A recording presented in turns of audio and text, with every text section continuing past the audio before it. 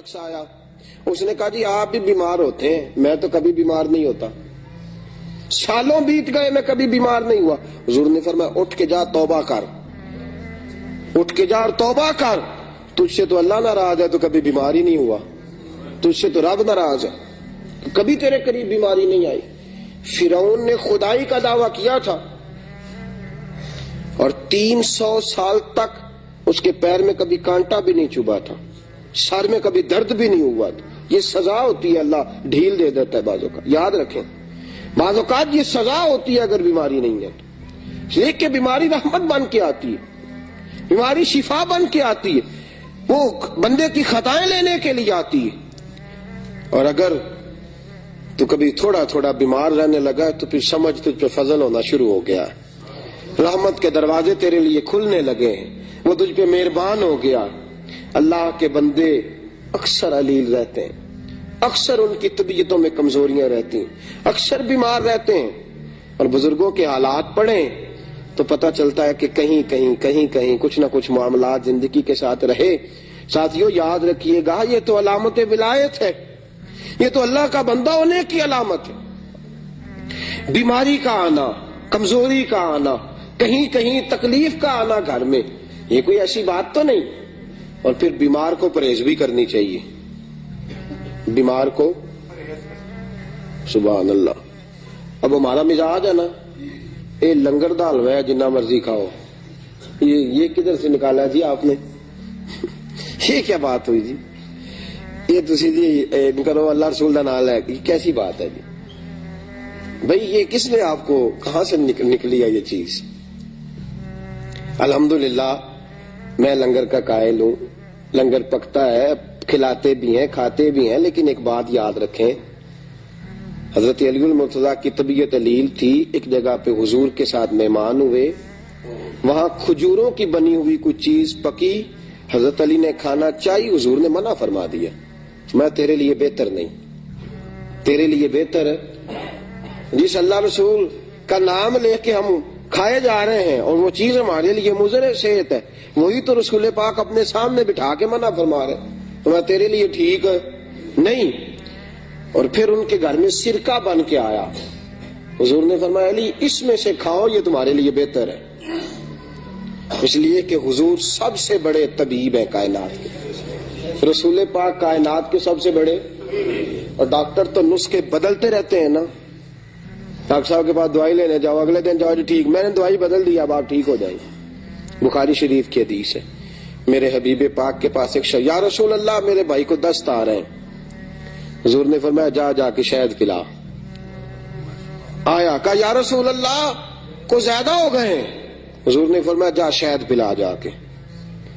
پھر آیا, کہا حضور بڑھ گئے ہیں, فرمایا تیرے بھائی کا پیٹ جھوٹ بولتا ہے, اللہ کا نبی سچ کہتا ہے, تیرے بھائی کا پیٹ جھوٹ بولتا, اللہ کا نبی سچ, جا کے شہد پلا. وہ کہتے ہیں گیا, جا کے شہد پلایا, اللہ نے شفا عطا فرما دی.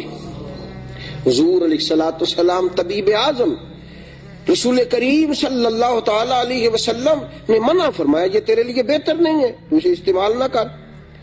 تو یہاں اس بات کو ذہن کے اندر رکھیں کہ جو چیزیں اللہ تبارک و تعالیٰ کی پیدا کردہ چیزیں ہیں, تو جس طرح بہت ساری چیزوں کو اللہ نے مسلمانوں کے لیے ویسے ہی حرام قرار دے دیا ہے, اگر آپ کی طبیعت ٹھیک نہیں ہے اور کچھ چیزیں آپ کے لیے مضر صحت ہیں تو دین اس کی گنجائش دیتا ہے آپ کو, اس پر پورے دلائل رکھتے ہیں ہم کہ ان چیزوں کو نہیں استعمال کرنا چاہیے, رب رسول نے منع فرمایا.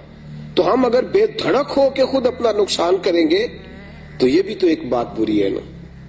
وہ ایک روایت میں آتا ہے کہ 10 آدمی, فتوح شام نے لکھا ہے کہ جب حضرت سعد بن ابی وقاص رضی اللہ تعالیٰ عنہ کی سرپرستی میں یرموک کا جو ہے وہ معرکہ فتح ہوا ہے, تو وہاں 10 آدمی تھے جو پیاس سے تڑپ رہے تھے. ایک کے پاس پانی لے کے گئے تو اس نے کہا نہیں دوسرے کو پلاؤ, دوسرا, تیسرا, چوتھا, 5واں, اب 9 آدمی وصال کر گئے. 10ویں کے پاس پانی گیا تو اس نے پی لیا. بعد میں کچھ لوگوں نے سوال کیا, کہا جناب آپ نے کیوں احسار نہیں کیا؟ تو انہوں نے کہا کہ چونکہ میرے پہلے 9 ساتھی شہید ہو چکے تھے, اب میرے پاس بندہ کوئی نہیں بچا تھا احسار کرنے کے لیے, اب اگر میں پانی نہ پیتا تو خودکشی ہوتی, اب اگر میں نہ پیتا اور اللہ کی بارگاہ سے سزا دیا جاتا. اس لیے دینی معاملات جو ہیں ان کی جو حدود ہیں ان کو وہاں تک رکھا جائے گا. ہم اپنی مرضی سے اپنی ذات کے لیے، نفس کی خواہش کے لیے دین کی تشریحات، توضیحات، تعبیرات کو نہیں بدلیں گے. جہاں تک معاملہ ہے اس کو وہیں تک محدود کیا جائے گا. تو جو پرہیز کرنے کا ڈاکٹر حکم دیتا ہے، بتاتا ہے کسی کو، اور طبیب اس کو بتلاتا ہے کہ یہ چیز تیرے لیے اچھی ہے یہ بری ہے، اس کو پرہیز کرنا چاہیے، اس لیے کہ جان اللہ کی نعمت ہے، یہ رب کریم نے اس کو عطا فرمائی ہے، اس کی حفاظت کرنا اس کے لیے ضروری ہے. میرے ساتھیو، تیمارداری، بیمار کے بارے میں جو احکامات ہیں. اب ہے معاملہ تیمارداری کا. حضرت سعد بن ابی وقاص رضی اللہ تعالیٰ عنہ فرماتے ہیں میں بیمار ہو گیا تو میں نے اپنی بیٹی سے کہا بیٹی کسی کے ہاتھ حضور کو پیغام بھیج، رسول پاک کو پیغام بھیجو، بتاؤ کہ سعد بیمار ہے. فرماتی ہیں کہ میری بیٹی نے پیغام بھیجا، رسول پاک تشریف لائے. اور یہ تیمارداری نہ درد دل سے ہوتی ہے. حضرت سعد بن عبادہ فرماتے میں بیمار ہو گیا تو بڑے سپہ سالار تھے، بڑے جذبے والے صحابی تھے. حضور میری تیمارداری کرنے آئے تو رسول پاک نے میرے ہاتھ کے اوپر ہاتھ رکھا تو فرماتے ہیں کہ میں نے حضور کا چہرہ دیکھا تو پیارے مصطفیٰ کی آنکھوں میں آنسو تھے. تیمارداری کرنے ہیں، درد دل ہے نا، محبت ہے غلام کے ساتھ. بعض اوقات بچے بیمار ہوں تو ماں باپ کی آنکھیں باہر آتی ہیں، محبت ہے. ہاتھ رکھا تو حضور رو پڑے تو ساتھ جو صحابہ تھے ان سب کی آنکھوں میں بھی آنسو آ گئے. یہ درد دل ہے. حضرت سعد بن ابی وقاص فرماتے ہیں کہ رسول پاک میری تیمارداری کرنے آئے تو میں رو پڑا. میں نے کہا یا رسول اللہ اب میں نہیں بچوں گا، بس یہ بیماری جان لیوا ہے. حضور میں وصیت کرنا چاہتا ہوں. کتنی وصیت کروں؟ میرا دل کرتا ہے کہ 1/3 مال گھر والوں کو دے جاؤں، باقی سارا اللہ کی راہ میں. حضور نے فرمایا نہیں، 1/3 اللہ کی راہ میں، باقی سارا اپنے ورثاء کے لیے وصیت کرو. اور جہاں تک تمہارے جانے کا خیال ہے فرمایا اللہ تمہیں شفا بھی دے گا اور زندگی بھی عطا فرمائے گا. جہاں تک تمہارے جانے کا خیال ہے اور تمہاری اس بات کا تعلق ہے کہ اب نہیں بچوں گا، اللہ شفا بھی عطا فرمائے گا اور زندگی بھی عطا فرمائے گا. حضرت سعد بن ابی وقاص فرماتے ہیں حضور کے وہ جملے تھے، ساڈے نبی دی زبان ساڈے واسطے قرآن، رسول پاک کے وہ فکر اثر بن کے دل پہ لگے. اللہ نے مجھے شفا بھی عطا فرمائی اور حضور کے بعد کئی سالوں تک اللہ نے زندگی عطا فرمائی. کئی سالوں تک رسول پاک علیہ الصلوۃ والسلام کے بعد تو بڑی جلدی دل چھوڑ جانا بیماری کے عالم میں، یا لواحقین کا یہ کہہ جانا کہ بس بھائی اس کی بھی اجازت نہیں ہے. ہم کیا کریں گے؟ ہمارا جو مریض ہوگا اس کو تسلی دیں گے. اگر وہ کوئی ایسا جملہ کہے گا بھی تو ہم اس کو جواب میں سمجھائیں گے کہ شفائیں اللہ کے پاس ہے، وقت اللہ نے مقرر فرمایا ہے.